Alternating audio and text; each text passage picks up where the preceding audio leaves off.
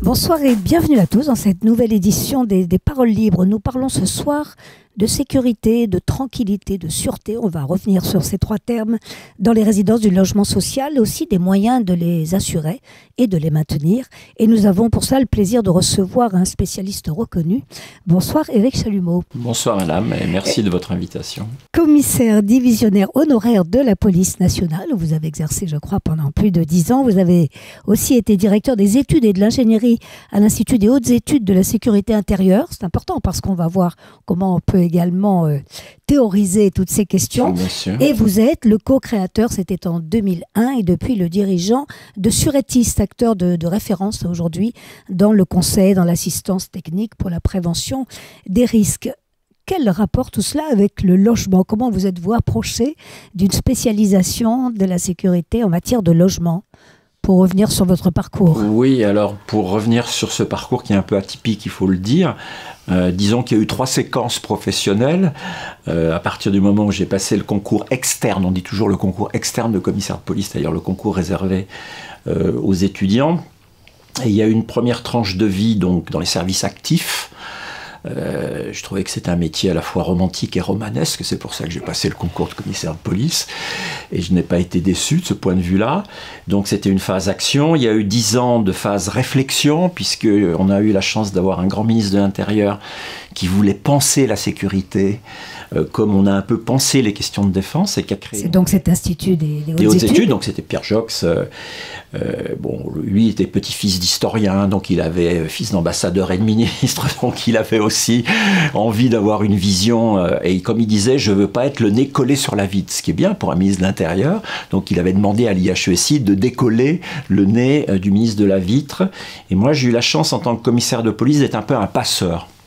Une espèce d'hybride, si vous voulez, entre le monde de l'action, entre les corporations, puisque dans la sécurité intérieure, il n'y a pas que la police, il y a la gendarmerie nationale, il y a les douanes, il y a la justice, il y a l'administration pénitentiaire. Donc être un passeur entre le monde de la recherche, qui était très peu développé en France sur les questions de police et de justice, par contre très développé dans les pays du Nord et dans les pays anglo-saxons, et le monde du terrain. Voilà. Donc j'ai exercé cette fonction de directeur d'études pendant 10 ans, et si les plus anciennes et les plus anciens veulent bien se souvenir, en 1997, il y a eu une réforme sur la police de proximité, sur les contrats de sécurité, et le ministre de l'Intérieur a demandé à l'IHESI de créer un département qu'on a appelé ingénierie et conseil. Vous voyez qu'on est très près de notre sujet, pour aider méthodologiquement les collectivités territoriales et le secteur public local à mettre en œuvre ce fameux partenariat, cette fameuse coproduction. Donc on a fait beaucoup de terrain, des diagnostics, beaucoup de méthodologies,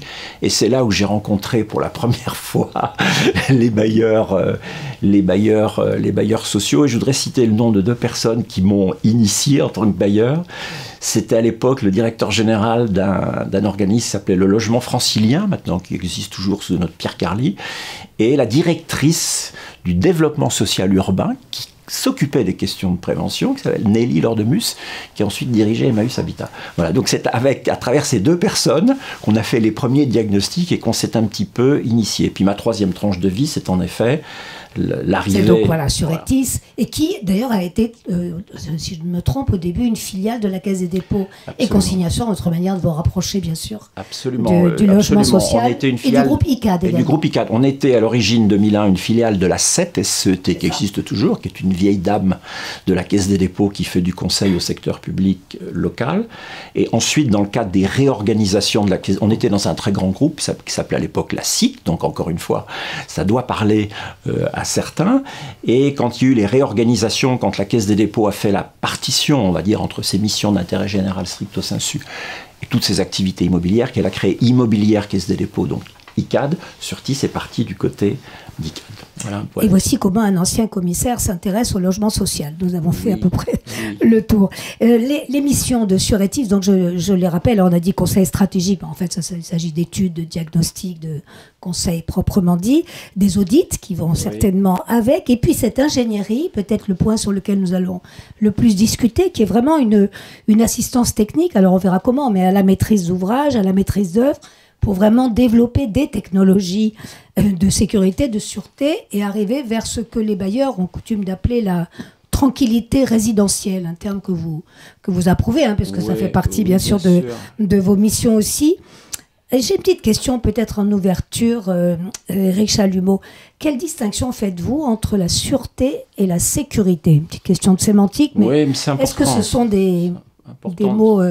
Est-ce qu'on parle de la même chose? C'est important d'avoir un lexique commun, parce que chaque profession jargonne. Hein. Chacun, on a tous les bailleurs aussi, ils ont leur jargon. Et chaque profession jargonne, donc je pense qu'il faut clarifier en effet quelques termes, sinon il peut y avoir des contresens. Alors dans le monde privé, on va dire dans le monde de l'entreprise, on oppose, ou en tout cas on distingue, sûreté et sécurité. Sûreté, c'est tout ce qui va être le management des risques ou la prévention des risques à caractère intentionnel et des risques qui viennent plutôt de l'extérieur de l'organisation. Et on va parler de sécurité pour des risques qui sont plutôt de nature, non pas intentionnelle cette fois-ci, mais accidentelle, et qui sont plutôt inhérents, endogènes au fonctionnement de l'entreprise. Je donne toujours l'exemple de la SNCF.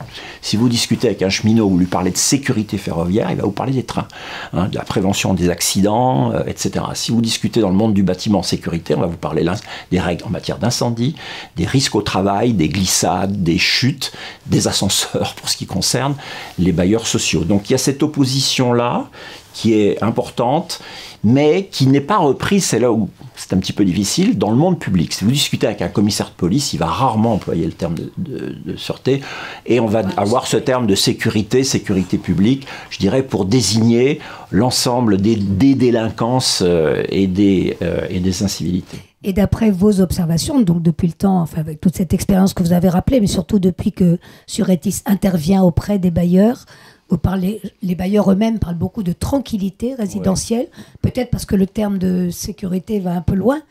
Et vous, quel terme employez-vous? Alors, les bailleurs, donc, cette notion, pour ne pas dire ce concept de tranquillité résidentielle, il a été forgé au fur et à mesure parce qu'il se situe, si vous voulez, dans une succession de compétences et de complémentarité. Sécurité publique, tranquillité publique, tranquillité résidentielle. Sécurité publique, c'est le monopole de la force. C'est le monopole de la force, c'est ce qu'on appelle, moi je dis jamais le régalien. Tout le monde dit le régalien. Moi, j'ai une allergie à ce terme, parce que régalien, ça vient de roi. Le roi et la France, ça fait pas très bon ménage. Je préfère qu'on dise prérogative de puissance publique. Donc la sécurité publique, c'est, comme disait Max Weber, qualifiant l'État, le monopole de la violence. On dit de la force légitime. Sécurité publique, c'est l'exercice des moyens de contrainte et de coercition par l'État pour maintenir l'ordre public et arrêter les délinquants, les mettre à disposition de la justice. Tranquillité publique, ce sont les compétences de la deuxième autorité de police générale. Il n'y en a que deux en France. Pour une fois, c'est simple. Il y a deux autorités de police générale, l'État et le maire. Tranquillité publique, c'est le maire. Tout ce qui est la vie... On se rapproche du niveau local, c'est important. On se rapproche du niveau local. Tout à fait. Distinguer les deux. Tout à fait. Le stationnement, la circulation, la police des marchés, les cimetières, la vie quotidienne, les arrêtés de police du maire dans tous les domaines, donc tranquillité publique. Le maire est une autorité de police et il a à sa disposition une police municipale qui n'a pas le pouvoir de coercition. Un policier municipal ne peut pas placer quelqu'un en garde à vue, ne peut pas faire une perquisition, ne peut pas faire d'enquête. C'est ça qui est parfois compliqué. Et tranquillité résidentielle, donc je dirais que c'est une notion qui a été forgée au cours du temps pour désigner une responsabilité du maître des lieux, comme disent les sociologues. Le maître des lieux qui doit régir, je dirais, un ordre privé ou des usages, et qui a un certain nombre d'outils, dont le contrat de bail, dont le règlement intérieur et un certain nombre d'autres textes réglementaires. Voilà, donc je pense que ce chaînage-là, si vous voulez, il est peut-être important de le rappeler. Merci pour cette distinction. On va revenir justement sur ce que vous conseiller ou proposer effectivement aux bailleurs dans cette matière, et puis peut-être l'actualiser aussi. Et justement, en faisant un peu d'histoire, vous avez cité Pierre Jox attaché à l'histoire, mais je crois que vous l'êtes aussi, et peut-être même une histoire de la violence. De quelle violence parle-t-on et de quel risque parle-t-on? Est-ce qu'il n'y a pas une évolution qui est peut-être pas forcément le ressenti dans la population, mais que vous avez pointé? Je pense qu'il y a le terme violence, il y a le terme délinquance. La violence, c'est l'abus de la force, en général. La délinquance, ce sont tous les abus, toutes les déviances qui sont sanctionnées par le droit pénal. Hein, on est bien d'accord. Et certains faits étaient qualifiés de délits ou de crimes à une époque. Je vais vous donner par exemple l'exemple de la tentative de suicide, l'exemple de la mendicité, l'exemple de la prostitution, qui étaient des délits et qui ne le sont plus. Faire un chèque sans provision, ça a longtemps été un délit. Donc voilà, la délinquance, elle évolue dans le temps. Il y a la cyberdélinquance aujourd'hui qui est extrêmement importante. Le harcèlement, toutes les escroqueries qui n'existaient pas. Donc si on fait une histoire sans remonter au XVIIIe siècle, si on fait une brève histoire de la délinquance, de la violence et des politiques publiques, une histoire contemporaine, c'est important de se souvenir de ça, et je vais remonter à 1945. On a quand même eu 3 périodes, s'il faut vraiment dire les choses de manière très synthétique. Il ne faut jamais oublier qu'on a eu une période qui est une espèce d'âge d'or en matière de délinquance, qu'on a appelé les 30 Glorieuses, où les faits judiciairement constatés, c'est-à-dire les faits les plus graves, les délits et les crimes, les contraventions étant les infractions pénales les moins graves. Pendant presque 30 ans, les crimes et délits judiciairement constatés n'ont pratiquement pas augmenté. On est passé de 600 000 faits à moins de 800 000, alors qu'on était en plein boom démographique. On commençait à connaître la société de consommation. Expliquons-nous ça quand même. L'ascenseur social fonctionnait. Lien avec la croissance, avec l'augmentation du bien-être. Avec l'idée que l'ordonnance de 1945 sur les mineurs, une confiance dans l'humanité et dans l'homme, si vous voulez. Faut jamais, quand il y a eu des bons moments, bon, je dis pas que tout était rose à cette époque. S'il fallait aller vite, il y a une deuxième phase qui est la massification de la délinquance. Vous imaginez qu'entre 1974, le premier choc pétrolier, et 1980-81, on est passé de moins d'1 million de crimes et délits recensés à 3 millions. Donc il s'est passé quelque chose, une forte précarité. Et puis aussi, même si j'aborde un sujet sensible, mais j'espère qu'on me comprendra dans mon propos, le fait qu'il y a eu cet effet ciseau, que décrit très bien d'ailleurs un député maire avec lequel j'ai beaucoup travaillé, de Vénissieux, André Gérin, qui a écrit son petit bouquin sur les ghettos de la République, qui explique sa vie syndicaliste chez Berlier, qui arrive aux Minguettes à Vénissieux, qui découvre des logements magnifiques, et quand il se gentrifie, au bout de 10 ans, au début des années 80, il quitte le quartier. Et en même temps, avec le regroupement familial 1974, nécessaire sur le plan humain et sur le plan social, mais avec l'effondrement d'une partie de l'industrie, bon, en particulier Berlier, mais pas que, on arrive aussi à ces difficultés d'intégration. Donc on a cette massification de la délinquance due à une précarité sociale massive, et puis on a, dernière phase que je daterai de 2014-2015, puisque ce qui est quand même très nouveau en France, c'est qu'on est marqué par une violence de masse avec les attentats. Et peut-être que dans cette fresque historique, on peut dire qu'il y a une montée régulière de ce qu'on appelle, les bailleurs utilisent énormément ce terme, même l'USH qui a créé un observatoire des incivilités, les fameuses incivilités, c'est-à-dire qui sont des petits désordres et un manque de respect. Je rappelle que incivilité n'est pas un terme juridique, c'est un terme sociologique, qui est une traduction de l'anglais, mais qui est assez commode pour désigner un certain nombre de troubles qui sont souvent des infractions pénales, parce que jeter son sac de déchets par la fenêtre, c'est une contravention, ou déposer un encombrant, c'est une contravention. Mais on a aussi dans cette histoire de la délinquance, cette montée, ce rapport au respect. Et ça, c'est très sensible, les dirigeants. En fait, on parle plus aujourd'hui d'incivilité ou de... La vraie violence, c'est celle qui dérange la tranquillité, au fond, et c'est plus... Et parfois même verbal, ça peut suffire aussi à gâcher la vie. On ne devrait pas employer le terme incivilité quand il s'agit d'une violence contre les personnes. C'est ça. Que ce soit une violence verbale, de mon point de vue, ou que ce soit une violence... Alors, quand c'est une violence physique, c'est... Voilà. Donc ce terme incivilité désigne la plupart du temps des infractions pénales quand même, mais qui sont du registre mineurs, j'aime pas trop dire mineurs. Mais pas dirigés vers une personne, c'est encore autre chose. Oui, qui vont troubler le cadre de vie, disons-le comme ça. Oui.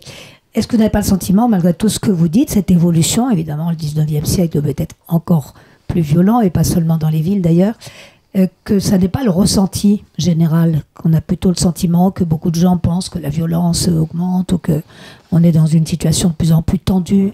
Oui, vous avez dû le vivre, y compris en tant que commissaire. Oui, absolument. Objectivement, scientifiquement, on sait que la violence a diminué en longue période jusqu'au milieu des années 90. Mais que depuis le milieu des années 90, on a une augmentation des violences contre les personnes et qui concerne notamment deux domaines particulièrement sensibles et qui concernent aussi les organismes HLM, qui ont une fonction d'autorité quelque part. Ce sont les violences contre les représentants de l'autorité et les violences dans la famille, puisque aujourd'hui, on redécouvre la question des violences intrafamiliales. De quoi parle quand on parle justement de violence ou d'incivilité dans le logement social? Quelle est un peu la spécificité? Qu'est-ce qui ressort le plus? Et de quelles données disposez-vous d'ailleurs? On dispose en France d'une des meilleures enquêtes. Alors ça s'appelle Enquête nationale de victimation. C'est un gros sondage d'opinion adressé aux victimes d'infractions tous les 2 ans. Donc ça s'appelle Cadre de vie et société, c'est l'INSEE. Donc on sait combien de personnes sont victimes et ce qu'elles font quand elles ont été victimes. Donc on a quand même des taux de victimation de l'ordre de 10 à 15% des personnes, ce qui est quand même extrêmement important. Mais derrière tout ça, elles mettent des données très fiables, donc. Des données très fiables, parce que c'est une enquête qui existe depuis 15 ans, qui est faite tous les 2 ans. Elle est très fiable. Ensuite, vous avez ce que les institutions, elles, enregistrent, c'est-à-dire les fameuses statistiques judiciaires de la délinquance. On appelle ça les faits constatés et élucidés par la gendarmerie, la police. Sans rentrer dans les détails, à peu près 3 millions de crimes et délits en France chaque année, dont un tiers est élucidé, c'est-à-dire un tiers qui donne lieu à la mise en cause d'un auteur et qui, d'une manière ou d'une autre, va rentrer dans le processus pénal. Et quand on descend, ensuite, on a des institutions, des organisations qui, chacune, comptent ces faits. Les transporteurs comptent, les écoles comptent, et les organismes HLM comptent. Les organismes HLM comptaient jusqu'à ces dernières années, chacun de son côté. Ils avaient leurs outils de gestion, leurs outils de comptabilité, leurs observatoires. Depuis quand même 2010, l'USH fait une enquête annuelle, toujours la même, donc on a quelques chiffres, et depuis très peu de temps, l'USH essaye de met en place un observatoire, qui s'appelle Orphi, je fais de la publicité, voilà, pour essayer de créer un référentiel commun et des indicateurs communs. Collecter toutes ces données, en fait, de voir. Voilà. On a quand même de manière, quand les bailleurs répondent à l'enquête USH, environ un gros tiers des bailleurs ou un peu plus, on est déjà sur quand même 1500 faits d'agression donnant lieu à plaintes judiciaires contre des personnels. Donc on n'est plus du tout dans l'anecdotique. Et ça, nonobstant le chiffre noir. Le chiffre noir, c'est-à-dire tous les faits dont des personnels de proximité, ou pas que d'ailleurs, ça peut être des chargés de gestion locative qui font un état des lieux sortant, par exemple, et là il peut y avoir des agressions, et vous avez certaines personnes qui, pour des raisons diverses, ne rapportent pas forcément. Donc on sait qu'on a une victimation, comme on dit dans le jargon professionnel, qui est tout à fait sensible. Ensuite, la deuxième catégorie, ce sont les dégradations, les atteintes aux biens qui peuvent aller jusqu'à des incendies. Puis on va dire la troisième catégorie, c'est tout ce qui concerne, on appelle ça les troubles de jouissance, c'est-à-dire un certain nombre de désordres liés à la propreté, liés au bruit, liés au stationnement abusif, etc. Voilà un petit peu les grandes masses, mais on est sur des données qui sont aujourd'hui tout à fait significatives. Et du côté des politiques publiques, donc vous avez parlé du vocabulaire, de la manière aussi d'aborder ces sujets-là, est-ce que les enjeux ont évolué? Est-ce qu'on peut un peu les tracer, les différentes politiques publiques envers ces incivilités ou ces actes d'agression? On peut pratiquement faire coïncider, je vous ai parlé des 3 périodes en matière d'histoire des violences. Politique publique, si on revient à 1945, on a jusqu'au premier choc pétrolier. Cette question de l'insécurité n'est absolument pas à l'agenda politique. C'est absolument pas un sujet. Ça ne veut pas dire, parce que, d'abord, l'État est très répressif. Il y a la peine de mort, je vous rappelle, à cette période-là. L'État est très répressif. Vous avez d'ailleurs un livre et un film Chien perdu sans collier de Gilbert Cesbron avec Jean Gabin dans le rôle du juge des enfants. L'État est très répressif. Vous voyez ce juge un peu paternaliste, enfin, qui n'hésite pas à utiliser de temps en temps à donner une gifle. Et c'est très caractéristique parce que les mineurs délinquants, on les met dans des maisons de correction. Et ce terme de c'est corriger une trajectoire qui naturellement est une trajectoire ascendante, puisque l'ascenseur, ceux qui sortent du droit chemin, on les corrige parfois au sens physique du terme, et ils vont reprendre en quelque sorte leur chemin. Donc jusqu'à 1973-74, vous n'avez pas de grande politique publique.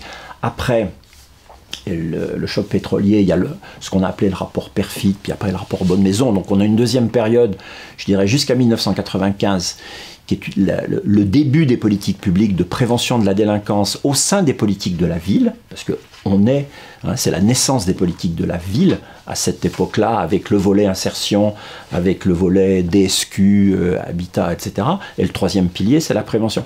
Mais on est sur une politique de prévention et plutôt sous l'égide des maires. Et 95, c'est la rupture, avec la fameuse loi dite Pasqua de janvier 95. C'est la première loi d'orientation sur la sécurité. Et des lois sur la sécurité, vous en avez une douzaine depuis cette époque. Et là, on passe, si vous voulez, de la prévention à la sécurité, et on passe à la coproduction de sécurité. C'est ça aussi. Et on entraîne en quelque sorte les partenaires, que sont les collectivités, que sont les transporteurs publics, que sont les bailleurs publics. On les entraîne, l'État les entraîne dans une politique de coproduction de sécurité. Et on y est toujours. Oui, c'est ça. Ce qui veut dire qu'il y a, à partir de là, différents acteurs qui seront sollicités. Et on va voir, on va y venir, que les bailleurs le sont fortement. Hein. Ils le sont fortement. Se retrouvent devant quasiment un métier encore.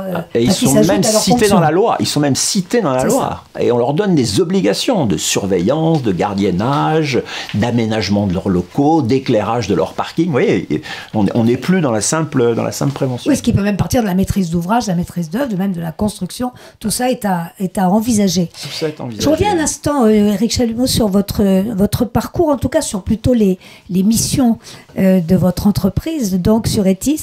Il y a aussi une évolution, on parle de construction, des villes elles-mêmes.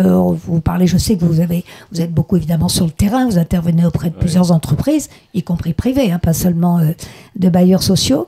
Mais il y a aussi l'évolution des villes. On parle aujourd'hui de smart cities, par exemple, d'équipements de ces villes, voire de ces immeubles, qui est encore une autre manière de considérer la chose. Oui, on parle de villes connectées où les technologies ont une place importante. Et ça implique de grands changements, cela ? Alors, ça implique de grands changements en termes d'équipement, en termes de réseau, hein, puisque les villes se digitalisent et que comme toutes les technologies sont numériques, et notamment les technologies de sécurité, on intègre, si vous voulez, dans cette Smart City, on intègre une offre technologique de sécurité avec aujourd'hui un débat très important, puisqu'on est dans le débat sur les Jeux Olympiques. Jusqu'où va-t-on ?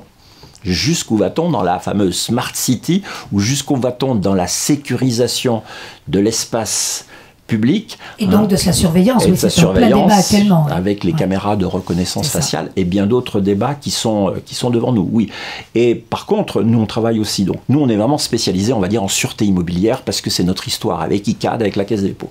Et on travaille sur des bâtiments très complexes, on travaille beaucoup pour le tertiaire également, et c'est sûr que les smart buildings, comme on dit, dans le tertiaire, aujourd'hui, il y a des labels de certification. Le premier label, y compris pour les grands immeubles complexes tertiaires en France, c'est pas HQE, hein, c'est BREEAM, c'est un label anglais.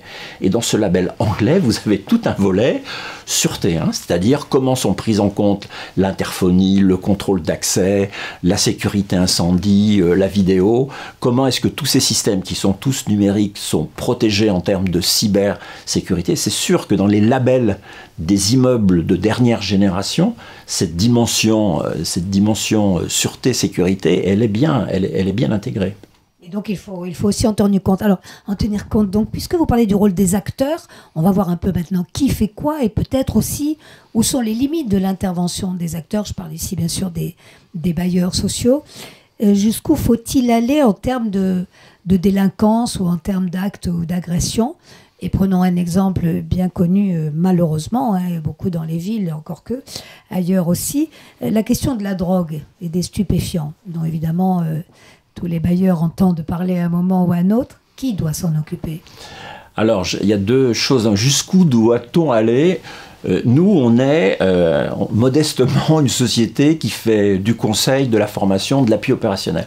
Donc on va, nous, là où nos clients ou nos commanditaires, dirigeants d'organismes HLM nous emmènent, d'accord? C'est pas nous qui décidons, tiens, on va faire un diagnostic chez Paris Habitat ou je ne sais quoi. Donc, en fait, ils vous sollicitent parce qu'il y a un problème. Oui, mais ce qui est intéressant, c'est de voir la façon, l'évolution, puisqu'on a 20 ans de recul, la façon dont ils nous sollicitent depuis 20 ans. Et c'est là que vous voyez la maturation.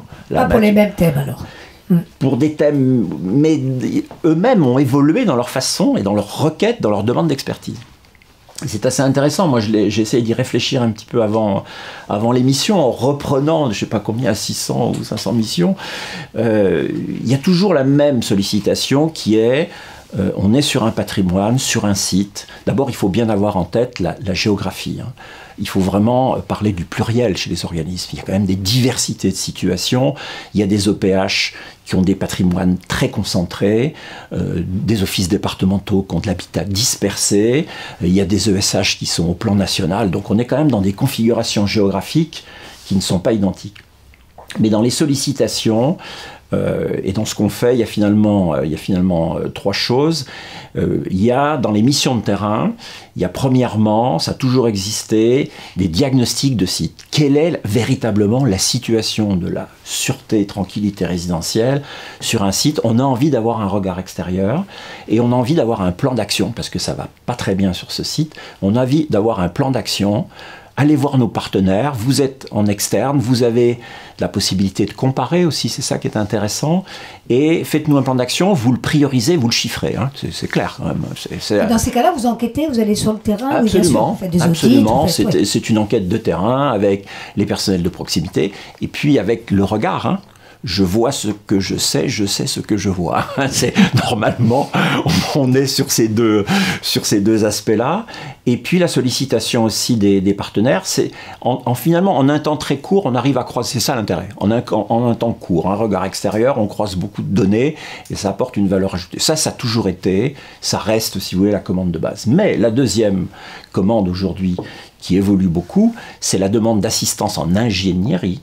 C'est-à-dire aussi bien en AMO, comme on dit, assistance à maîtrise d'ouvrage, ou voire même maîtrise d'œuvre. Maîtrise d'œuvre, ça veut dire que le bureau d'études, il va jusqu'au suivi complet de la réalisation pour le déploiement de solutions technologiques. Hein. Donc il faut remonter en amont assez haut. Ouais. Voilà, il faut faire le diagnostic, on beaucoup vidéo, contrôle d'accès, détection, intrusion, et ça, la demande de technologie. En plus, comme vous l'avez dit, les immeubles se modernisent, j'ai envie de dire, on fait une rénovation thermique. Parlons concrètement, hein. Un bailleur va faire une rénovation thermique, on va parler de contrôle d'accès, de SAS, hein. Donc on a aussi des préoccupations communes. Hein. On fait une rénovation thermique, c'est peut-être bien de regarder le volet sûreté par exemple, d'accord? Donc je veux dire, ces demandes en ingénierie sont de plus en plus fréquentes. Le troisième élément qui a quand même beaucoup monté, c'est la question de la protection des personnels et des locaux professionnels. Donc ça, c'est un audit spécifique sur les locaux, les loges, les agences, le siège, comment ça fonctionne, est-ce que notre service d'accueil du public est suffisamment sécurisé, est-ce qu'on a des bons process en interne, est-ce que quand les agents techniques ou les gardiens vont sur site, est-ce qu'ils prennent les précautions, etc. Donc ça, c'est une demande qui est quand même extrêmement forte. Et puis la dernière qu'on appelle dans le jargon prévention situationnelle, c'est-à-dire toutes les mesures à prendre pour rendre, on va dire, un environnement plus sûr, sont liées, ce sont les questions qui nous sont posées. Je fais une réhabilitation, j'ai besoin d'avoir un regard sûreté, sur nos halls, sur nos cheminements, sur notre végétation, sur notre éclairage, sur nos parkings, sur nos locaux techniques. Voilà, donc des missions qui sont liées à une opération de construire une opération de réhabilitation. Voilà. Donc vous voyez, ça quand même, c'est un panel qui concerne quand même des champs différents. Je remonte à ma question, j'ai peut-être posé un petit peu trop tôt, mais parmi effectivement les soucis que peuvent avoir les bailleurs, il y a la question du trafic de stupéfiants, ça peut parler d'occupation aussi, oui. Hein, des locaux, des lieux, de la circulation, de bandes qui seraient là, qui auraient fait un peu leur terrain, des escaliers ou des halls, vous venez de citer les halls d'immeubles. C'est un exemple, mais je le trouve intéressant parce que ça peut nous dire qui doit s'occuper de ça. Est-ce que c'est du ressort de la police? Bon, le bailleur peut vous dire, là quand même on est sur une affaire de drogue, c'est pas mon domaine, mais la police, comme on le sait, ne vient pas toujours, ou en tout cas n'a pas la proximité peut-être, ou n'est pas toujours bien accueilli, je ne sais pas. À quel moment doit intervenir le bailleur sur ces questions-là? Et à quel niveau aussi de gravité peut-être? C'est une imbrication et c'est pas si simple. C'est évidemment le bailleur n'a pas à faire d'enquête pour résoudre un trafic de stupéfiants, ça c'est clair. Mais c'est plus compliqué que ça pour plusieurs raisons. Premièrement, souvent, il y a le trafic et la consommation. Parlons du trafic. Premièrement, est-ce que le trafic impacte, je dis moi, cannibalise l'immeuble? Oui. Est-ce qu'on se sert d'une machinerie ascenseur pour cacher des produits? Est-ce qu'on utilise l'immeuble? J'appelle ça le trafic endémique, si vous voulez. Endémique, vous voyez, qui pousse dans l'immeuble. Est-ce qu'on utilise l'immeuble? Est-ce qu'on va aller chercher une personne vulnérable pour la transformer en nourrice, pour l'obliger à...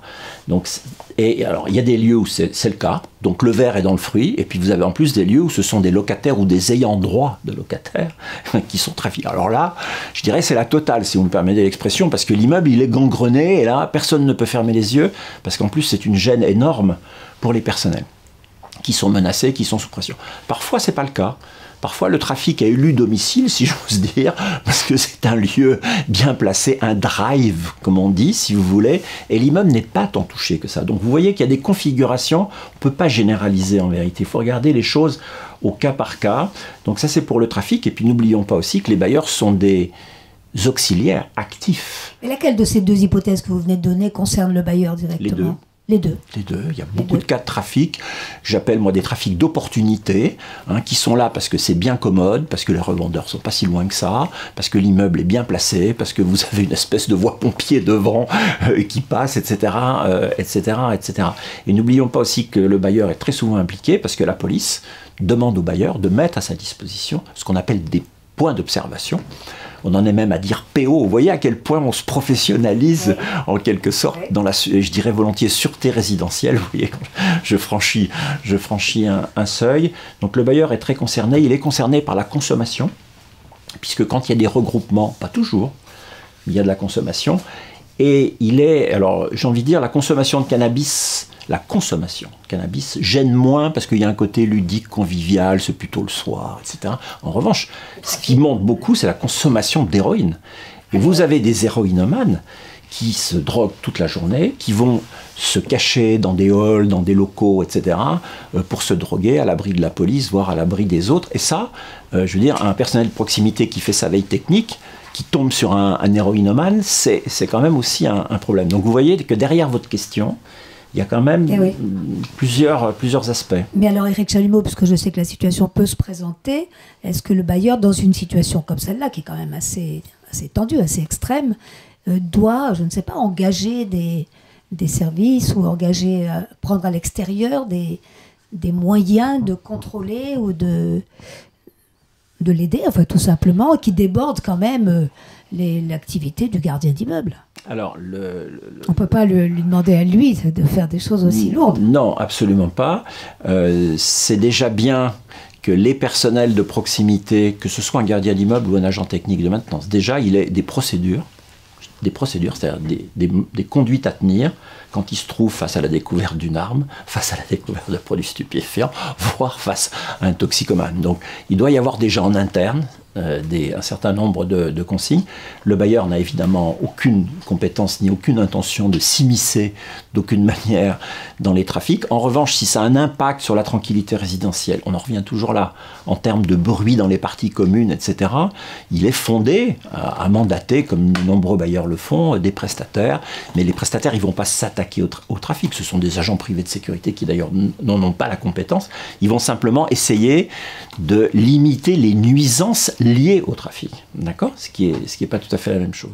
Ceci dans un contexte, il faut le signaler, de disparition de la police de proximité. Est-ce que ça a été une étape importante? Je veux dire, est-ce que ça a marqué une rupture? Oui. Clairement. Hein. Alors, d'abord, il y a eu une grande tentative entre 1997 et 2001 pour mettre en place une police de proximité à l'anglaise. On s'en souvient, tout à fait. C'est une révolution dans la doctrine d'emploi de la police. C'était très compliqué à faire. Il y a eu des échéances électorales. On a voulu hâter les choses. Donc la police de proximité, dans les faits, elle n'a pas eu le temps de se mettre... le temps de s'installer. Oui. Vous savez, les Québécois qui sont des gens raisonnables, ils ont mis 25 ans pour faire la police de proximité à Montréal. Et nous, en 3 ans, on voulait que tout soit réglé. Si vous voulez, la police de proximité, c'est une forme de légitimation de l'action de police par les habitants, alors qu'on est dans un État où c'est l'État justement qui légitime la police. Donc il s'agissait quand même de renverser des logiques d'intervention, et ça se fait pas en 3 ans, si vous voulez. En plus, après, il y a eu une alternance, et le ministre de l'Intérieur qui a suivi a jeté le bébé et l'eau du bain, si j'ose dire, parce qu'il y avait quand même eu un début d'exécution intéressant. Et la police n'est pas là pour jouer au football. Voilà, donc c'est un peu réducteur quand je vois tout le mal que nous nous sommes donnés collectivement, et qu'on a quelques amertumes du côté de la police. Et qu'on a réduit la police de proximité à jouer au foot avec les jeunes. C'était évidemment très, très manichéen et un peu caricatural quand même. Mais enfin, ça a marqué clairement un point de rupture.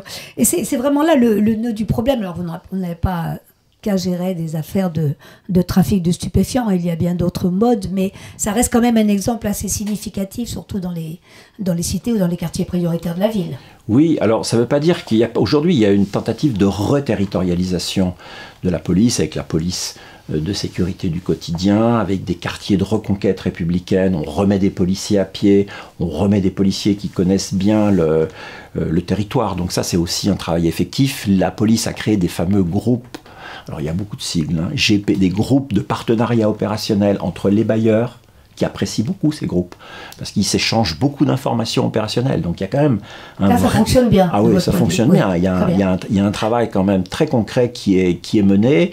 Et il faut dire aussi qu'il y a eu un très gros travail mené par l'USH et des associations régionales pour signer des conventions de partenariat, y compris avec la justice. Et aujourd'hui, dans nombre de départements, et l'AORIF a pratiquement signé des conventions dans tous les départements franciliens, le parquet autorise la police à transmettre des informations à caractère nominatif, alors dans une certaine forme, il ne s'agit pas de trahir le secret de l'enquête, lorsque des bailleurs mettent en place une procédure de résiliation de bail pour trouble.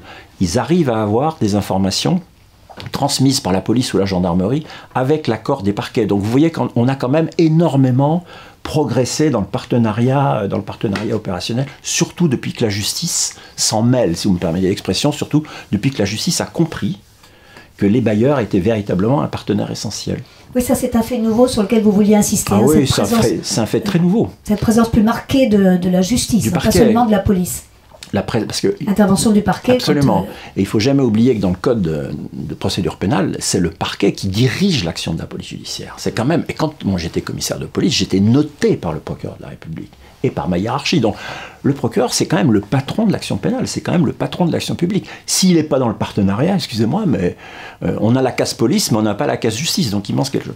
Et le fait qu'il y ait eu cette implication, le fait que les bailleurs soient cités dans une circulaire du garde des Sceaux sur la justice de proximité 2020, c'est quelque chose de tout à fait nouveau. Oui. Il y a d'autres points intéressants, parce que lorsqu'on se demande encore une fois qui fait quoi, hein, du bailleur ou de la police, du plan national, vous l'avez bien expliqué, ou du plan local, donc dévolu aux collectivités, il y a aussi la partie tout simplement du personnel qui a bougé, qui a changé, hein, qui évolue, et qui peut-être pourrait faire l'objet de formations supplémentaires. Est-ce que c'est plutôt vers cela qu'il faut aller de votre point de vue, hein, vous avez le recul, plutôt que de faire appel à la force extérieure, si je puis dire. Bon, jamais on doit exposer un personnel. Le personnel, il peut, comme tout un chacun, intervenir s'il est en danger, mais on ne peut pas, dans les métiers du bailleur, dans le métier... Le gardien, si je parle du gardien d'immeuble, est un médiateur. C'est le premier des médiateurs. C'est une interface entre le locataire, le propriétaire. Il règle des tas de problèmes. On lui attribue beaucoup de choses au gardien. On lui attribue beaucoup de choses. Mais on ne peut pas lui demander d'exercer une quelconque mission d'autorité au sens un petit peu de coercition, sauf, peut-être on en parlera, dans le cadre de quelque chose qui est quand même nouveau, qui est souhaité par la justice, qui est le fait de leur donner une assermentation judiciaire. Ils peuvent dresser un procès-verbal, voilà, c'est ça? Ils peuvent dresser un constat, ils peuvent pas mettre d'amende, hein, contrairement à ce que j'ai entendu récemment à la télévision. Ils peuvent dresser par procès-verbal un constat d'une atteinte à la propriété, c'est-à-dire des gens qui déposent des encombrants, des gens qui balancent par les fenêtres, qui ne respectent pas le tri sélectif. Ils ont le droit de les signaler, enfin de les... Plus que ça. Ils ont le droit ils sont assermentés judiciairement après une forme. Ils sont formés obligatoirement. C'est une formation spécifique.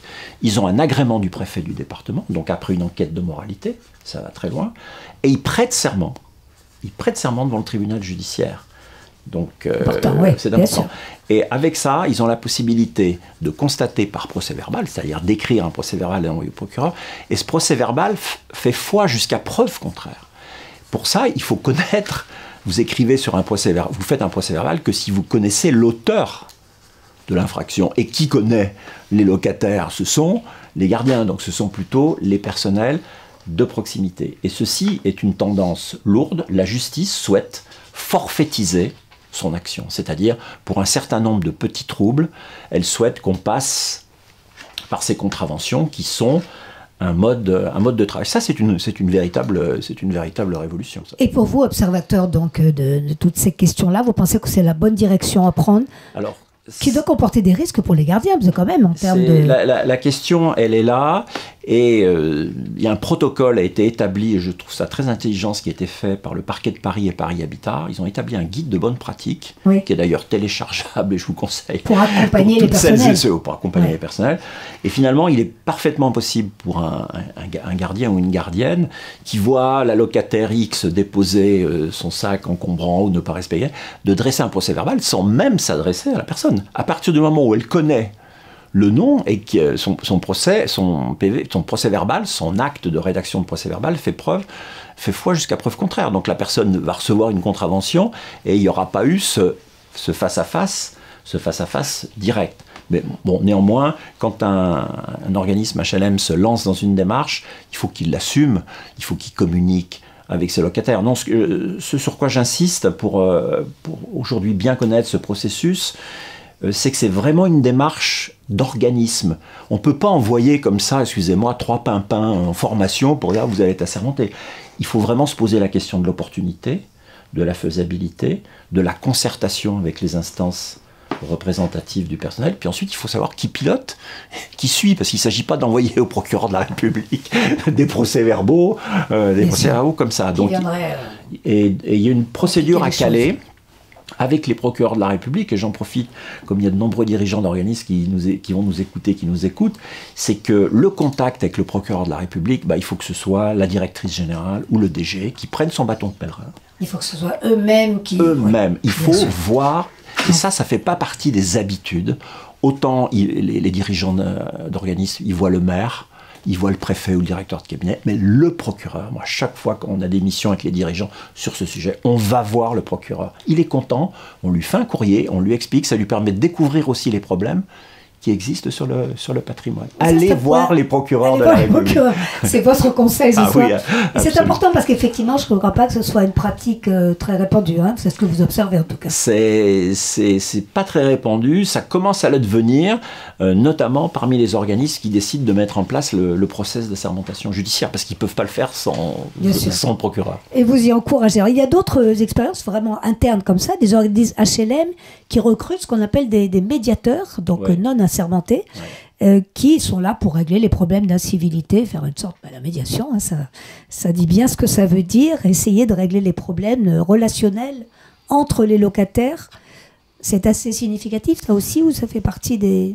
Oui, c'est significatif. Il y a deux pratiques. Je ne sais pas dans quelle mesure c'est très répandu ou pas, le savez-vous? Alors oui, parce on le sait, puisqu'on est en train pour l'AORIF et l'USH de faire un guide qui recense les pratiques du recours à la médiation, à la sécurité privée et à la sermentation.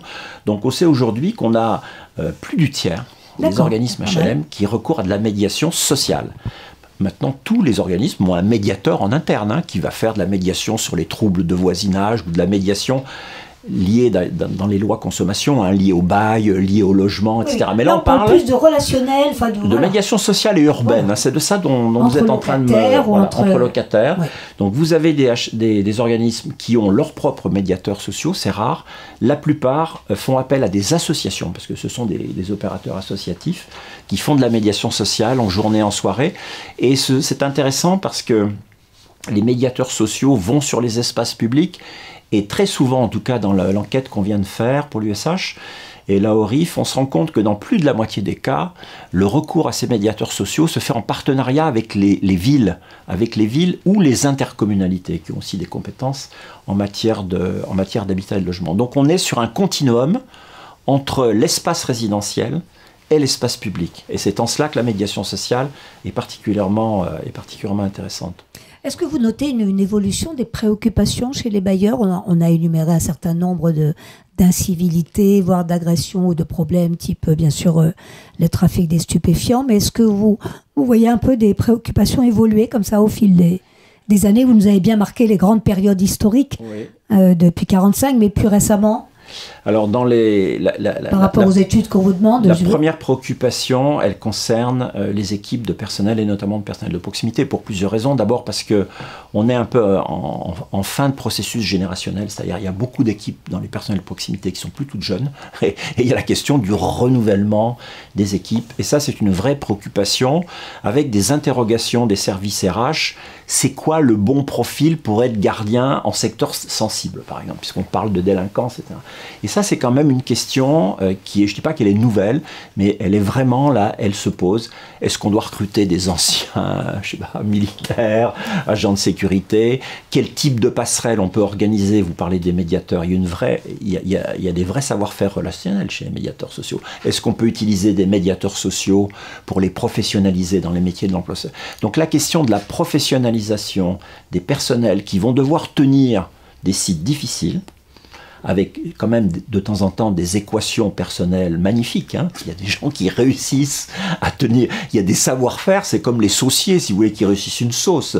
Pour moi, qui suis gastronome, il y a des miracles qui se passent avec des gardiens, des équipes qui tiennent des sites, j'ai envie de dire, et là, il y a une grosse inquiétude de l'employeur pour dire qu'est-ce qui va se passer après. Donc ça, c'est franchement un sujet. Parce que la situation se durcit dans l'ensemble, malheureusement, hein, et on a quand même un effet générationnel de départ. Pour moi, c'est vraiment à l'agenda des dirigeants. Pour moi, c'est le point numéro 1. Le point numéro 2, il est quand même très orienté. Qu'est-ce qu'on fait en termes de réhabilitation? Est-ce qu'on résidentialise? Est-ce qu'on fait du défensif? Est-ce qu'on peut, avant de revenir sur un tout petit peu en arrière, c'est ce que vous êtes en train de dire au fond dans la manière dont les personnels, dont on doit s'occuper des personnels, ça veut dire que vous, dans votre travail, vous leur proposez peut-être des schémas de protection du personnel. Oui. En tout cas, si on vous entend bien, vous voulez leur faire bien comprendre que la dimension des ressources humaines, des relations, est très importante. Est très importante. Prend de l'ampleur, en tout cas. Elle prend de l'ampleur. Et puis... J'y assiste parce que je sais que vous avez pas mal de demandes à ce sujet. Oui, il y a eu jusqu'à présent, il y a l'idée, ce qui est plus qu'une idée, le bailleur est un grand acteur de la prévention sociale, de l'accompagnement social. Il fait de l'accompagnement social à partir du moment où il est dans une commission d'attribution de logement. Il fait de la prévention sociale, il se soucie d'accueillir une famille, dans quelles conditions. C'est son métier, il fait de l'accompagnement social, il le fait de manière individuelle, famille par famille, locataire, et il le fait de manière territoriale quand il fait sa politique de développement social. Donc la culture foncière quand même du bailleur, c'est la gestion locative, l'accompagnement social et l'acte de construire. Et là, on lui demande de s'adapter à des espèces de menaces externes quand même, si vous voulez, et d'adapter ces différents process. Et en effet, quand on est face à ce type de demande, comment est-ce qu'on va protéger? Un bailleur nous dit, suite à une agression, qui a aussi... Parce qu'une agression, c'est une victime, mais c'est 200 victimes. Parce qu'un gardien dans une loge ou une gardienne qui est agressé, c'est comme un caillou qu'on jette dans l'eau, hein, c'est les ronds tout autour. Hein, ça déstabilise, c'est tout l'organisme qui est déstabilisé, si vous voulez. Et donc, en effet, un organisme dit, moi je veux un schéma directeur de protection de nos locaux avec tous les process. Voilà. Donc ça, aujourd'hui, c'est une préoccupation majeure, puisque c'est une obligation de résultat, mais même c'est une garantie pour le futur de pouvoir continuer à recruter des personnes et donner du sens à leur travail. Sinon, il y a énormément de souffrance professionnelle. Hein. L'insulte verbale, l'agression verbale, pour quelqu'un qui vient tous les jours travailler sur le site, tous les jours travailler, c'est une souffrance énorme. Donc cette question-là, des personnels, c'est la division, c'est vraiment la question... très au sérieux. C'est la question majeure. Ouais. Et l'autre, quand même... Oui, pardon, je vous avais interrompu. L'autre, elle est d'ordre patrimonial. C'est-à-dire, comment on fait? On vient d'investir, on vient de faire une belle réhabilitation. Comment on fait pour la conserver? Alors là, on est sur un registre d'aménagement, de conception, de technologie aussi, il faut le dire. Hein. Les bailleurs sont très investisseurs dans les technologies de prévention et de sûreté. Là, c'est la co-construction. Enfin, on remonte beaucoup plus en amont. Alors, vraiment sur la conception même du bâtiment. Sur la conception du bâtiment, oui, tout à fait. Il y a peut-être un point sur lequel, avant de conclure, j'aimerais que vous reveniez, c'est quand même les contrastes géographiques. On a tous un peu en tête les quartiers prioritaires de la ville. On a mentionné, évidemment, les incivilités les plus courantes, mais vous voulez quand même insister sur le fait qu'on ne retrouve pas les mêmes situations partout et que peut-être on a tendance à peut-être généraliser un peu trop tous ces problèmes, ou est-ce qu'il faudrait davantage les sectoriser? Alors, on a toujours en tête les situations un peu extrêmes. Il y a même un classement qui est fait des sites. La ORIF a fait un classement 1, 2, 3, 4, 4 étant la situation extrême. La plus haut risque. Le plus haut risque. Mais en dehors de cette gradation de sites, d'abord, je pense que c'est très important pour un bailleur d'avoir cette géographie, parce que ça lui permet d'arbitrer, de prioriser des investissements, etc. En dehors de cette géographie-là, il y a plusieurs autres critères. Il y a la taille de l'organisme qui joue. Malgré la loi sur le regroupement, il continue à y avoir des petites SEM. Donc un organisme qui a 2000 logements, il est quand même... Il ne peut pas spécialiser. Ça ne veut pas dire qu'il ne fait pas de tranquillité résidentielle, mais il ne peut pas spécialiser un référent, une fonction. Vous savez que plus d'un tiers des organismes maintenant a une personne, ou plusieurs, spécialisés en matière de sûreté ou de tranquillité résidentielle. Donc il y a la taille de l'organisme, il y a le fait que, est-on dans une zone tendue ou d'une zone détendue, tous les bailleurs souhaitent aujourd'hui avoir des indicateurs, des tableaux de bord en matière de tranquillité résidentielle. Si vous prenez un indicateur comme le taux de vacances, il n'a pas le même sens si vous êtes dans une zone très tendue ou dans une zone détendue. Donc les choses sont... Et puis il y a la question de l'habitat dispersé. Un office départemental dans ma chère Saône-et-Loire, qui m'est chère mais pas qu'à moi, à d'autres aussi, je veux dire, l'habitat il est dispersé, il y a de l'habitat dans les chefs-lieux de canton, on est un petit peu loin de tout, donc comment est-ce que le bailleur va sectoriser cette fonction-là? Est-ce qu'il va territorialiser? Est-ce qu'il y aura des référents? Est-ce qu'il y aura des correspondants? Comment est-ce qu'on va nouer des partenariats avec toutes les brigades de gens? C'est beaucoup plus difficile de nouer un partenariat quand on est un office départemental à 20 000 logements et qu'il y a 30 unités de gendarmerie, plutôt que quand on a un OPH dominant dans 2 villes avec le même procureur, la même police, etc. Donc là, il y a des vraies différences et il y a des stratégies qui sont véritablement à adapter. Peut-être en conclusion, Éric Chalumeau, donc à la lumière de tout ce que vous nous avez dit, de cette expérience assez longue et très diversifiée, comme vous l'avez dit, passant de l'opérationnel aux études et maintenant au conseil en stratégie, en audit et en observation. Comment voyez-vous l'avenir proche, bien entendu, sur toutes ces questions de sécurité, de sûreté, j'insiste sur les 2 termes, vous nous avez marqué la différence. Et de tranquillité, ajoutons ce 3e qui n'a pas disparu. Alors, les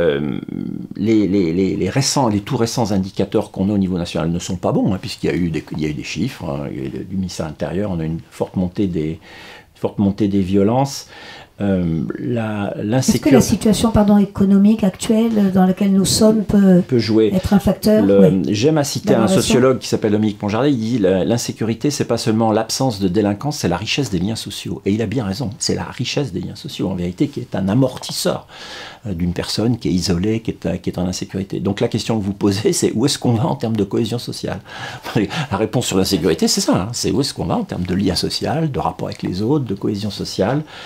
Est-ce qu'on va être toujours sur des rapports très antagonistes, avec ce sentiment d'abandon, de délaissement, avec des zones la fameuse France périphérique? Est-ce qu'on va au contraire corriger ces inégalités territoriales?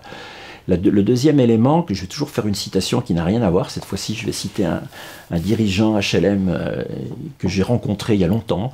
Je crois que c'était un des premiers congrès où vraiment il y avait un débat, une grande table ronde, congrès USH sur l'insécurité. Et il avait été directeur général de l'Office du Pas-de-Calais, Luc Legras, une figure du monde HLM. Et j'étais avec la responsable, et très regrettée, j'aime citer son nom, Claire Thieffry, qui s'est occupée des questions de tranquillité, sécurité pendant longtemps.